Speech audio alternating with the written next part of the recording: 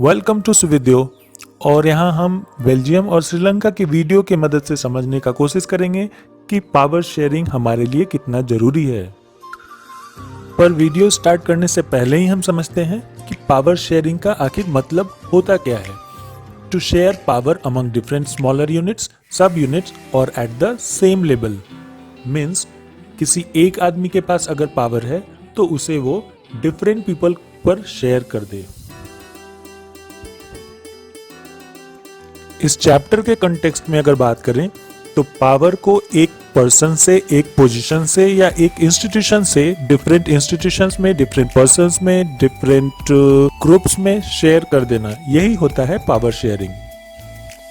आइए अब इस पावर शेयरिंग को समझने के लिए हम चलते हैं श्रीलंका। श्रीलंका हमारा एक ऐसा पड़ोसी देश है जिसका ह्यूमन डेवलपमेंट इंडेक्स हमारे ह्यूमन डेवलपमेंट इंडेक्स का करीब हाफ है, यानी डेवलपमेंट के मामले में श्रीलंका हमसे कहीं आगे है।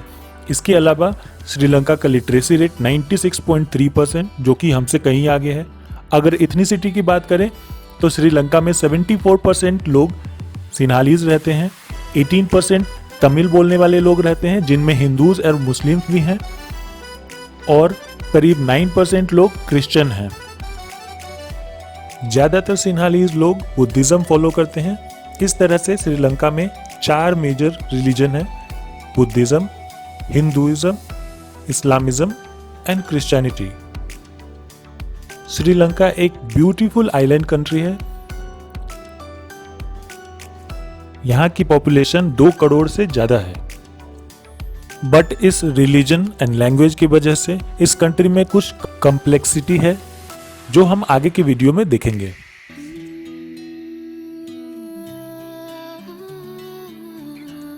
पहले श्रीलंका को मैप के जरिए समझते हैं। ये श्रीलंका का एक डिस्ट्रिक्ट मैप है। इसमें आप देख सकते हैं जो रेड कलर का एरिया है वो सिन्हालीज बहुल क्षेत्र है, मतलब वहाँ सिन्हालीज का मेजॉरिटी है। जो ग्रीन कलर का एरिया है वहाँ पे श्रीलंकन तमिल रहते हैं।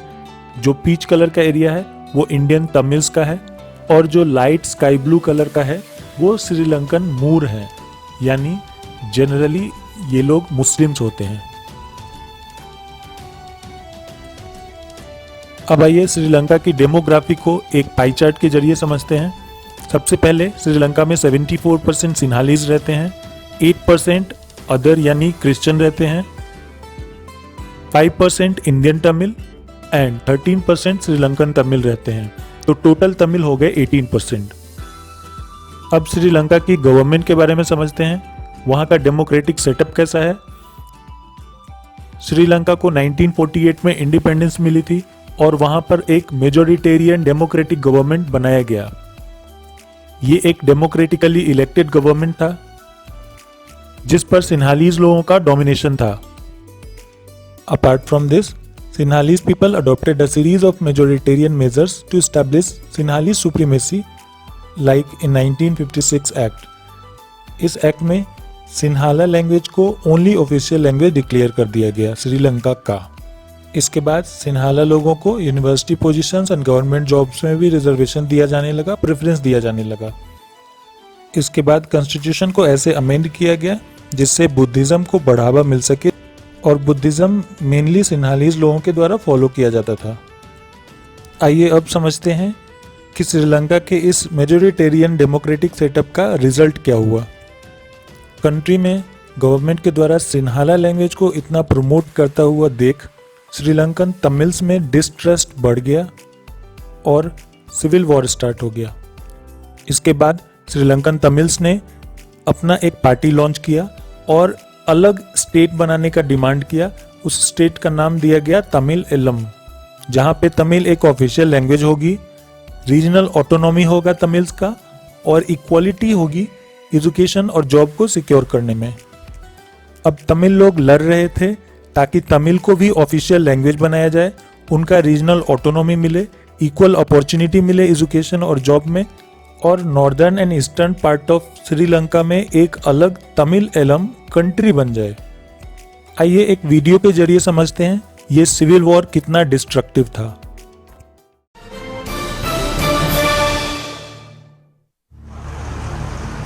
July the 24th, 2001, Sri Lanka. Most of the country's civilian and military planes have been destroyed by terrorists. By the time the attack is over, 8 of them have been killed by the security forces. But they'd landed yet another devastating blow on a country already reeling from 18 years of unrelenting terrorism. Outrages have included the assassination of leading politicians, the massacre of helpless villagers, massive city centre truck bombs, and the bombing of holy temples. The people behind the violence are the Tamil Tigers, one of the deadliest and most ruthless terrorist organizations the world has ever known.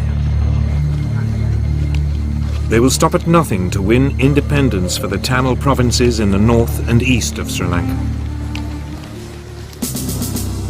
Sri Lanka is a large island in the Indian Ocean, with its northernmost tip separated from mainland India at its narrowest by the 40-mile wide Palk Strait. अब video को pause कीजिए और इन questions का answer कीजिए and if you are not able to solve this questions then revise and try this questions again. आइए अब दूसरी स्टोरी पर चलते हैं जो है बेल्जियम की स्टोरी।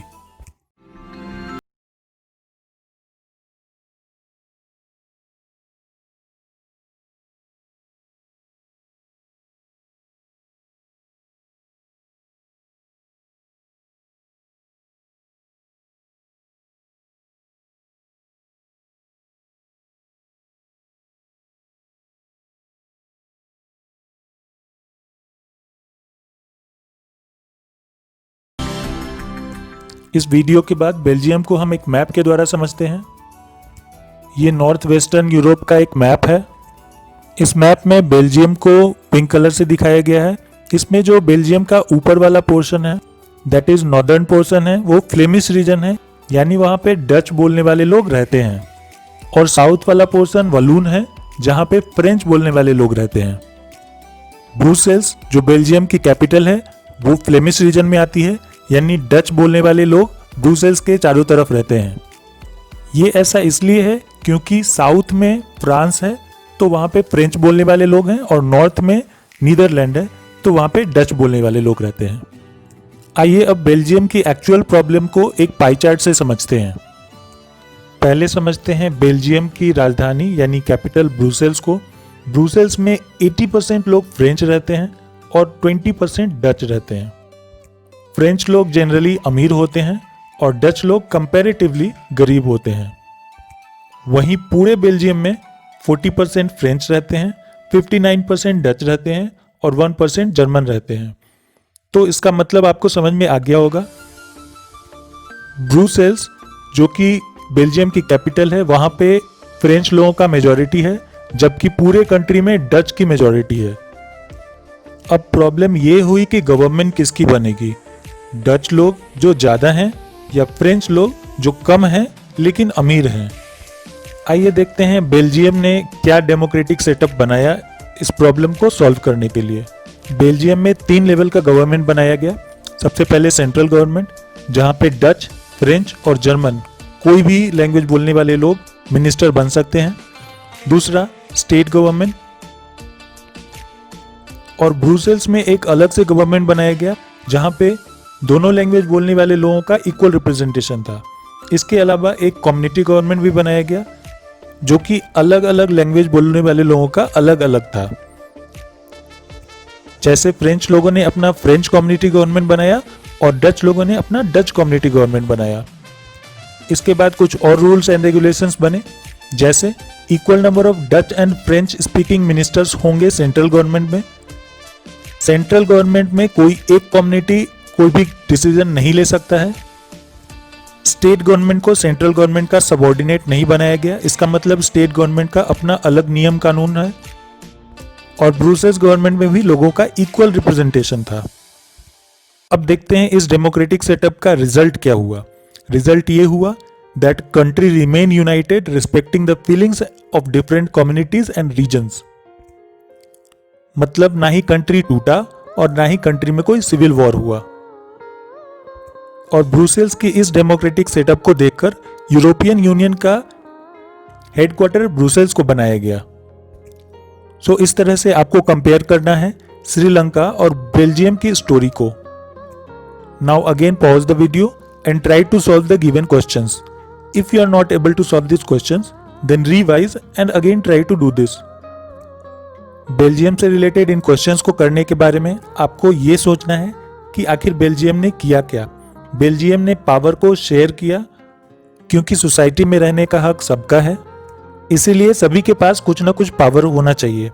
इसी कंसेप्ट को पावर शेयरिंग कहते हैं। अब आते हैं पावर शेयरिंग के डिफरेंट फॉर्म्स को देखते हैं कि पावर शेयरिंग होता कैसे है। सबसे पहले power is shared among different organs of government.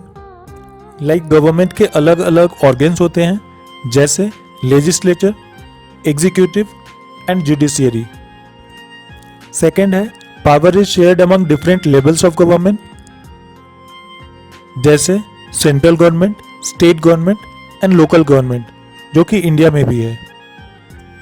Third है power is shared among political parties, pressure groups and movements to influence the government.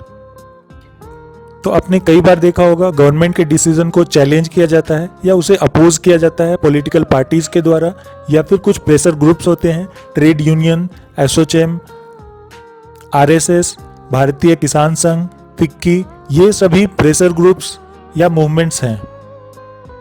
Fourth form of power sharing is power is shared among different social groups.